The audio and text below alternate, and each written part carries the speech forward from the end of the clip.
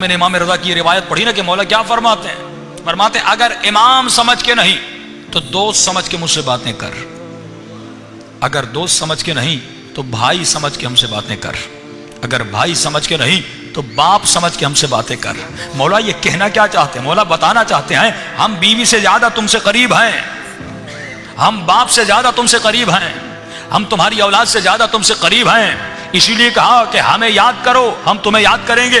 کہ کل وہ واقعہ بتایا کہ قبر میں امام حسین 3 راتیں اس خاتون کی قبر میں کیوں جاتے ہیں؟ کیونکہ انہوں نے امام کو یاد کیا۔ خدا بھی یہی کہتا اے میرے بندے مجھے یاد کر، اذکرونی اذکرکم، اگر تو مجھے یاد کرے گا میں تمہارا رب بھی تمہیں یاد کروں گا۔ اے خدا تو کہاں کہاں یاد کرے گا؟ فرمایا اگر تم نے زندگی کے ہر پہلو میں مجھے یاد کیا میں مرنے کے بعد ہر پہلو میں تمہیں یاد کروں گا، لیکن اگر تم نے اولاد کی خاطر مجھے بلا دیا، بیوی کی خاطر مجھے بلا دیا، بچوں کی خاطر مجھے بلا دیا، ان کی پڑھائی کے پیسے چاہیے تھے حرام مال کے پیچھے چلے گئے اور اپنے رب کو بھلا دیا، اپنے آقا کو بھلا دیا، تو مولا فرماتے یوم یفر المرء من اخیہ، قیامت کا دن وہ دن ہوگا کہ جب بیٹی باپ سے بھاگے گی، باپ بیٹی سے بھاگے گا، شوہر بیوی سے بھاگے گا، بیوی شوہر سے بھاگے گی۔ کہ مولا کیوں بھاگے گی؟ امام فرماتے 2 وجوہات ہیں۔ ایک وجہ یہ کیونکہ اس کی اپنی نیکیاں کم ہوں گی، کہیں کوئی مجھ سے نیکیوں کا سوال نہ کر لے، کہیں مجھ سے کچھ مانگ نہ لے، شاید میں جواب نہ دے پاؤں۔ دوسری وجہ مولا فرماتے قیامت کا دن وہ دن ہے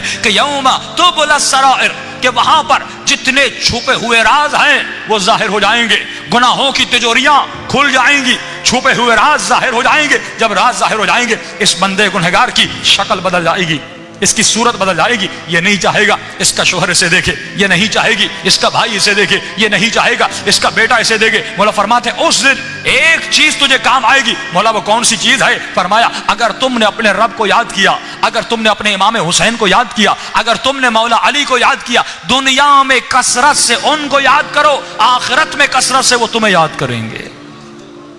لیکن اگر ان کو یاد نہ کیا کہ مولا کیسے یاد کریں؟ فرمایا ہر لمحے میں ہمیں یاد کرتے رہو، تمہاری زبان پر ہمیشہ ذکر پروردگار عالم ہو۔ ایک دفعہ خدا کہتا ہے میرا ذکر کرو میں تمہارا ذکر کروں گا، ایک مرتبہ کہتا ہے ذکر کثیر کرو، چلتے پھرتے تمہاری زبان پر میرا ذکر ہونا چاہیے۔ ایک دفعہ کہتا ہے کہ وَاذْكُر رَبَّكَ فِي نَفْسِكَ، اپنے نفس کے اندر اپنے رب کا ذکر کرو۔ کہ مولا یہ ذکر نفسی کیا ہے؟ امام فرماتے ہیں یہ اعلیٰ ترین منزل ذکر ہے۔ کہ مولا کیسی منزل ہے؟ فرمایا ایک مرتبہ تو زبان سے اللہ کا ذکر کرتا ہے، لیکن ایک مرتبہ ملکہ حاصل ہو جاتا ہے، اب جب بھی تو سانس لیتا ہے تیری سانسیں بھی یا اللہ کہہ رہی ہیں، تیری ہر نکلتی ہوئی سانس سے اللہ کا ذکر آ رہا ہے، ہر جاتی ہوئی سانس سے اللہ کا ذکر آ رہا ہے۔ جس طرح آغا کشمیری جب سانس لیتے تھے تو کہتے تھے لا الہ الا اللہ، جب سانس نکلتی تھی تو کہتے تھے لا الہ الا اللہ۔ یہ زبان سے نہیں کہتے تھے، یہ ذکر قلبی ہے، یعنی ان کے دل سے آواز آتی تھی لا الہ الا اللہ، ان کے دل سے آواز آتی تھی یا اللہ، ان کے دل سے آواز آتی تھی یا رحمان۔ فرمایا دل وہ عضو ہے کہ جہاں پہ